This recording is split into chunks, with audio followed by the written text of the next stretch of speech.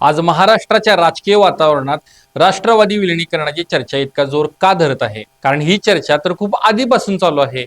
तर याचे उत्तर दडले गेल्या काही महिन्यात घडलेल्या राजकीय घडामोडींमध्ये. अगदी शेवटच्या क्षणापर्यंत ऑपरेशन टायगर बद्दल माहितीच नाही असं विधान करणारे एकनाथ शिंदे आणि एकनाथ शिंदे यांच्यासोबत जाणारच नाही असे सांगणारे खासदार आज शिवसेना उभाटा गट सोडून शिंदे सेनेमध्ये सामील झाले आहेत. ते म्हणतात ना, राजकारणात आजची चर्चा हे उद्याचं वास्तव ठरतं. चला तर मग राष्ट्रवादीच्या विलिनीकरणाची चर्चा उद्याचं वास्तव ठरेल का याचा आढावा घेऊया. सुरुवात करूया अजित पवार गटाच्या अंतर्गत परिस्थितीपासून. अजितदादांनी बंड केले, सत्तेत वाटेकरी झाले, हे सगळं ठीक. पण गेल्या काही महिन्यापासून अजित पवार गटात सर्व काही आलबेल नाहीये. पक्षाचे ज्येष्ठ नेते जसे की प्रफुल्ल पटेल आणि प्रदेशाध्यक्ष सुनील तटकरे यांच्यात आणि थेट पवार कुटुंबात म्हणजे सुनेत्रा पवार, पार्थ पवार आणि जय पवार यांच्यामध्ये एक मोठी दरी निर्माण झाली असं चित्र आहे. याचं कारण काय? कारण आहे पक्षावरील वर्चस्व.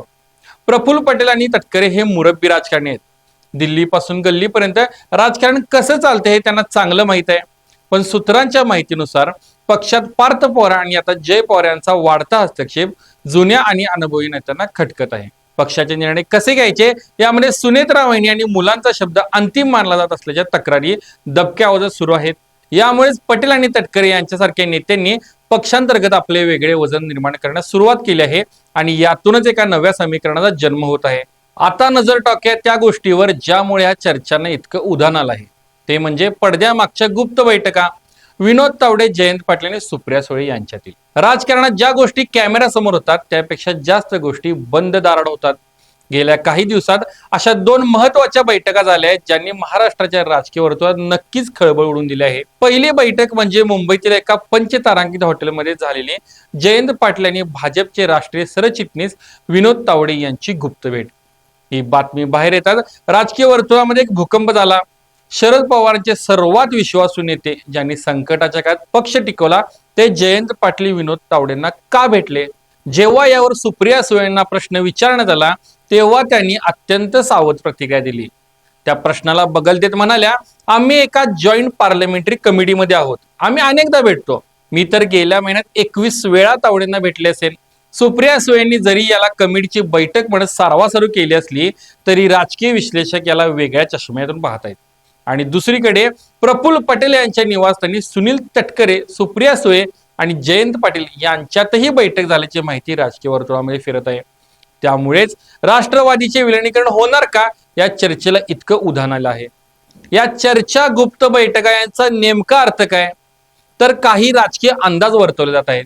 अंदाज नंबर 1, भाजप शरद पवारांच्या राष्ट्रवादीला थेट एनडीए मध्ये येण्याची ऑफर देत आहे का? अंदाज नंबर 2, अजित पवार गटातील अस्वस्थ आमदार आणि नेते उदाहरणार्थ सुनील तटकरे पुन्हा शरद पवारांच्या संपर्कात आहेत का? आणि भाजपला याची कुणकुण लागण्याने विनोद तावडेंना डॅमेज कंट्रोल करायला पाठवले आहे. या बैठका स्पष्ट संकेत देत आहेत की सध्याची युती आणि आघाड्यांची गणित विधानसभा किंवा येणाऱ्या निवडणुकांपर्यंत तशीच राहणार नाहीत, काहीतरी मोठं शिजत आहे. आता येऊया सर्वात खळबळजनक मुद्द्याकडे ज्याची सध्या जोरदार चर्चा सुरू आहे. सुनेत्रा पवार आणि पार्थ पवार यांना वगळून दोन्ही राष्ट्रवादीचे विलिनीकरण होणार का? हे ऐकायला थोडं विचित्र वाटेल पण यामागील राजकीय तर्क अतिशय भक्कम आहे. जर विलिनीकरण व्हायचे असेल तर शरद पवार गटाकडून एक अट टाकली जाण्याची दाट शक्यता आहे. ती म्हणजे पक्षात सर्वांना प्रवेश मिळेल पण पक्षाचे पुढील नेतृत्व आणि निर्णय प्रक्रियेमध्ये सुनेत्रा पवार, पार्थ पवार यांचा हस्तक्षेप चालणार नाही. ही अट का घालण्यात आली आहे? तर याचं सरळ सरळ पहिलं उत्तर आहे ते म्हणजे सुप्रिया सुळेंचा मार्ग मोकळा ठेवणे. बारामती लोकसभेच्या लढतीत सुनेत्रा पवार विरुद्ध सुप्रिया सुळे असा थेट सामना झाला. जर सुनेत्रा पवार आणि पार्थ पवार पुन्हा पक्षात सक्रिय झाले तर भविष्यात सुप्रिया सुळे यांच्या नेतृत्वाला आणि रोहित पवार यांच्या युवा नेतृत्वाला पुन्हा आव्हान निर्माण होऊ शकतं. दुसरी गोष्ट म्हणजे कार्यकर्त्यांचा रोष. बारामती आणि महाराष्ट्रातील शरद पवार निष्ठावंतांनी सुनेत्रा पवार आणि पार्थ पवार यांच्या राजकीय महत्वाकांक्षेला कधी स्वीकारलं नाही. त्यांना पक्षात मोठी पदे दिल्यास शरद पवार गटातील विद्यमान नेत्यांमध्ये जे कठीण काळात सोबत राहिलेत बंडखोरी होऊ शकते. आता प्रश्न उभा राहतो, हे सगळं बोलण्यापुरतं ठीक आहे पण प्रत्यक्षात हे शक्य आहे का? तर याची कारणं पाहूया. पहिलं म्हणजे आमदार आणि नेत्यांचा दबाव. अजित पवार गटात गेलेले अनेक आमदार हे आज असुरक्षित राजकीय भवितव्याने ग्रस्त आहेत. त्यांना माहिती आहे की जमिनीवरची लाट, लोकांची सहानुभूती ही आजही शरद पवारांसोबत आहे. या आमदारांचा प्रचंड दबाव आहे की आपण पुन्हा साहेबांसोबतच गेलं पाहिजे. जर पार्थ आणि सुनेत्रा वहिनी यांनी विलिनीकरणाला नकार दिला तर हे नेते अजित पवार गटाला सोडून वैयक्तिक पातळीवर शरद पवारांच्या पक्षात घरवापसी करू शकतात. दुसरा आहे कायदेशीर आणि तांत्रिक अडचणी.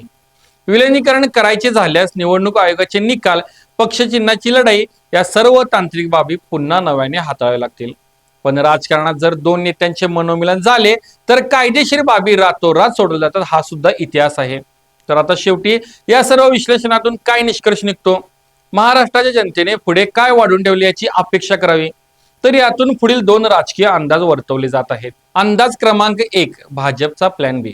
जयंत पाटील आणि विनोद तावडेंच्या भेटीचा अर्थ असाही असू शकतो की जर अजित पवार गट कमकुवत झाला तर भाजप थेट शरद पवारांच्या पक्षाशी बॅक चॅनेल चर्चा सुरू ठेवत आहे. राजकारणात कोणीही कोणाचा कायमचा शत्रू नसतो. उद्या जर त्रिशंकू अवस्था निर्माण झाली तर शरद पवारांची भूमिका निर्णायक ठरेल याची भाजपला पूर्णपणे कल्पना आहे. अंदाज नंबर 2, आमदारांची मेगा भरती आणि अजित पवार गटाची एकाकी अवस्था. विलिनीकरण होणार नसलं तरी येत्या काही महिन्यात अजित पवार गटातील बहुसंख्य आमदार, काही खासदार आणि बडे नेते शरद पवारांच्या राष्ट्रवादीत उड्या मारतील, ज्याला आपण घरवापसी म्हणतो. यामुळे अजित पवार गटामध्ये फक्त पवार कुटुंब, सुनेत्रा वहिनी, पार्थ आणि जय आणि मुठभर नेते उरण्याची शक्यता नाकारता येत नाही. प्रफुल्ल पटेल आणि सुनील तटकरे यांची अस्वस्थता, तावडे, जयंत पाटील यांच्या गुप्त बैठका आणि सुप्रिया सुळेंचे सूचक विधान, हे सर्व एका मोठ्या वादळापूर्वीची शांतता आहे. येणारा काळ हा अस्तित्वाचा संघर्ष असणार आहे. यात कोण कोणाला शह देतं आणि कोण मात खातं हे पाहणं अत्यंत रंजक ठरणार आहे. तुम्हाला काय वाटतं? दोन्ही राष्ट्रवादी काँग्रेसनी पुन्हा एकत्र यावं का? तुमचे विचार खाली कमेंट बॉक्स मध्ये नक्कीच सांगा. भेटूया पुढच्या व्हिडिओने लवकरच. धन्यवाद. बाबा खूप बोर होत आहे, काहीतरी नवीन फ्रेश ऑर्डर करा ना. माझ्याकडे एक सरप्राईज आहे. गोकुळचा आस्वाद परंपरेचा, गोकुळ आईस्क्रीम सोबती प्रत्येक क्षणाचा. गोकुळ आईस्क्रीम.